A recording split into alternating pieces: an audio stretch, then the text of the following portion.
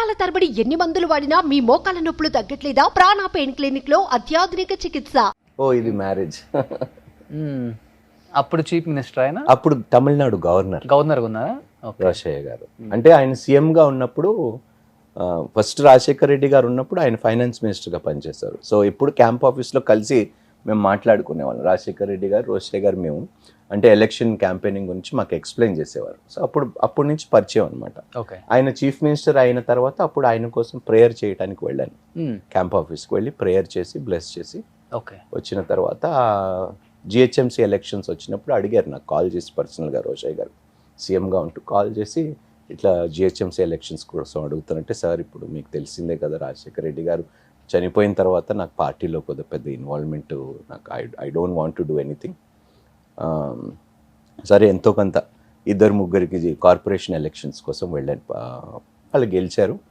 ఆయన తర్వాత గవర్నర్గా అక్కడికి షిఫ్ట్ అయిపోవటం, మళ్ళీ అక్కడికి వెళ్ళి మ్యారేజ్ అక్కడే అయింది కాబట్టి ఆయనని పెద్ద వ్యక్తి కాబట్టి ఆయన ఇన్వైట్ చేస్తే వచ్చారు. ఆయన చాలా టైం స్పెండ్ చేశారు మాతో. మోస్ట్ ఆఫ్ ద పొలిటీషియన్స్ తో మంచి ర్యాపో ఉంది కదా మీకు? ఉందండి దాదాపు అందరితో. జయసుధా గారు ఇండస్ట్రీలో స్పిరిచువల్ గా ఉంది మీ ఇద్దరు ఇప్పుడు? అలాగని ఏం లేదండి, చాలా మంది ఉన్నారండి, కాకపోతే మనకి తెలియదు. దేర్ ఆర్ మెనీ పీపుల్ అండి, many people in the industry. Political ఫీల్డ్లో కూడా చాలా మంది స్పిరిచువల్ పీపుల్ ఉన్నారు, బట్ బయట ఎక్కువ తెలియదు. నెక్స్ట్ ఇది మీ మ్యారేజ్ అవ్వక ముందా? మ్యారేజ్ తర్వాత ఇప్పుడు కొంచెం లావ్ అయ్యారు. మామయ్య తీసుకెళ్ళినప్పుడే ఇది? అవునండి, మా మామయ్య గారు కూడా ఉంటారు ఆయనతో పాటు. చూడండి ఎంత సింపుల్ గా ఉన్నారు ఆయన, ఒక ట్రాక్ వేసుకొని ఒక టీ షర్ట్ వేసుకొని. అప్పుడు పాయిస్ గార్డెన్ వాళ్ళ ఇల్లు రెనోవేషన్ అవుతుంది. రెనోవేషన్ అయితే వేరే అపార్ట్మెంట్లోని అప్పుడు ఉన్నప్పుడు నేను వెళ్ళిన రోజే MS ధోని ఆయన ఇంటికి సాయంత్రం వచ్చాడు. ఓకే. MS ధోని, సుశాంత్ సింగ్, ఆయన MS ధోని బయోపిక్ చేశాడు చూడండి. వాళ్ళిద్దరు, నేను మార్నింగ్ వెళ్ళాను, వాళ్ళిద్దరు ఈవినింగ్ వచ్చారు. ఓకే, అదే అపార్ట్మెంట్. ఆయనకి అదేం ఉండదు అపార్ట్మెంట్, ఉంటారు. మీరు చిన్న రూమ్ ఇచ్చినా కూడా అండి ఆయనకి డిమాండ్స్ కండిషన్స్ ఏమి లేవండి. అందుకనే అంటున్నాను, ఆయన అంటే స్పిరిచువల్ కోణం అది చాలా ప్లస్ అవుతుందండి మనుషులకి. Is a very spiritual man, very very spiritual man. నేను చాలాసేపు మాట్లాడాను ఆయనతో, చాలా సంగతులు షేర్ చేసుకున్నాను నిజంగా. అందుకనే అంటానండి, ఆ స్పిరిచువల్ కనెక్ట్ లేకపోతేనే మనకి లైఫ్ అనేది ఏమిటో ఒక ఐడియా ఉండదండి. స్పిరిచువల్ గా కనెక్ట్ అయిపోతే మనిషిలో ఉన్న అహం చచ్చిపోతుంది అంటారా? చచ్చిపోతుందండి. There are 3 things in life అండి. నేత్రపు ఆశ అంటాం, lust of the eye, lust of the flesh, pride of the life. లోకపు డంబము, నేత్రపు ఆశ, శరీరాశ. ఓకే, ఈ 3 మనుషులని నాశనం చేస్తుంది. వాటిని జయించటానికి ఈ యొక్క స్పిరిచువాలిటీ. గ్రేట్. ఇప్పుడు పెళ్ళైన వాడు భార్యతో సుఖంగా ఉండొచ్చు కదండి, ఉండడు, పక్కన చూస్తాడు.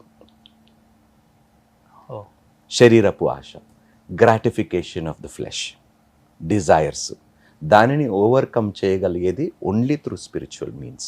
There is no other way అండి. అలాంటి వాళ్ళు ఎక్కువ వస్తుంటారా? 90%. ఇప్పుడు ఏంటండి బిగ్గెస్ట్ ఇండస్ట్రీ ఏమిటి మనకి? పోర్నోగ్రఫీ. పోర్నోగ్రఫీకి అడిక్ట్ ఇక్కడే మన మధ్యలోనే అడగండి, ఎంతమంది చూడరు? అందరు చూస్తారు, వీళ్ళంతా ఎంతమంది చూడరు? అదే అంటున్నానండి. ఇప్పుడు యాక్సెప్ట్ చేయడు మనిషి. నేను తప్పు చేస్తున్నాను, నేను అంటాను ఇదేం సుఖంరా, ఎవరో ఇద్దరు ముక్కు మొఖం తెలియని వాళ్ళు ఏదో చేసుకుంటే నువ్వు వాళ్ళని చూసి సుఖపడటం అంటే ఎంత పర్వర్షన్ ఉండాలి మన మైండ్లో. నేను అందుకే ఎక్కువ చెప్తుంటాను, RGV గారి వీడియోస్ చూడండి, ఓపెన్ అయి మాట్లాడతారు. పొద్దున లేవగానే ఏం చూస్తాను, చక్కగా పెళ్లి చేసుకో, భార్య ఉన్నది, సుఖపడు, కాపురం చేసుకో, ఇంకేం కావాలి? ఇప్పుడు ఒక్క వ్యక్తితో సుఖపడి లేనివాడు ఎంతమంది ఉన్నారు? చాలా మంది భర్తలు అదే కొన్ని రోజుల తర్వాత ఫీలింగ్స్ రావట్లేదు అనేది ఎక్కువ మాట్లాడతారు. మా మ్యారేజ్ అయ్యి 10 years అవుతుందండి. We have a very strong relationship even today. అంటే అది ఒకటి సెక్స్ విషయం అనే కాదు, అవును, అన్ని విధాలు. అబ్సల్యూట్లీ. అందుకని భాగస్వామ్యం అన్నాం కదండి. She are partner, life partner, soul partner, soulmate. మీ ఇద్దరికి ఏ విషయంలో ఇంతవరకు గొడవలు రావటం? నాకు తెలిసి 10 yearsలో ఒకసారి గొడవ పడ్డాం, మీరే ఇద్దరం. కాకపోతే మళ్ళీ వచ్చి మళ్ళీ క్షమాపణ కోరుకొని ప్రేయర్స్ చేసుకొని భగవంతుడి దగ్గరికి వెళ్ళి మమ్మల్ని క్షమించు, ఇద్దరిని కలిసి పని చేయమన్నావు, కానీ మేము ఒక వ్యక్తికి అవకాశం ఇచ్చి మమ్మల్ని వేరు చేయటానికి స్కోప్ ఇచ్చినందుకు థర్డ్ పర్సన్ ఎవరు ఉండకూడదండి మన మ్యారేజెస్లో, ఒక్క దేవుడు తప్ప. నో అదర్ పర్సన్ షుడ్ అదేలే ఇంటర్ఫియర్. పంచాయతీలకి అవును ఒక మాటలో చెప్పాలి. అవునండి, అబ్సల్యూట్లీ. మనం ఏదైనా గొడవలు అయితే అటు వాళ్ళని ఒక నలుగురిని, ఇటు వాళ్ళని ఒక నలుగురిని, ఎందుకంటే అందరూ ఒకవైపే కదండి సపోర్ట్ చేస్తారు. అది పోవాలి నిజంగా సార్. మీరు చెప్పినట్లుగానే థర్డ్ పర్సన్ అంటే దేవుడే ఉండాలి. అవును. సుమన్ టీవీలో మీ పర్సనల్ అండ్ బిజినెస్ ప్రమోషన్స్ కోసం కింది నెంబర్కి కాంటాక్ట్ చేయండి.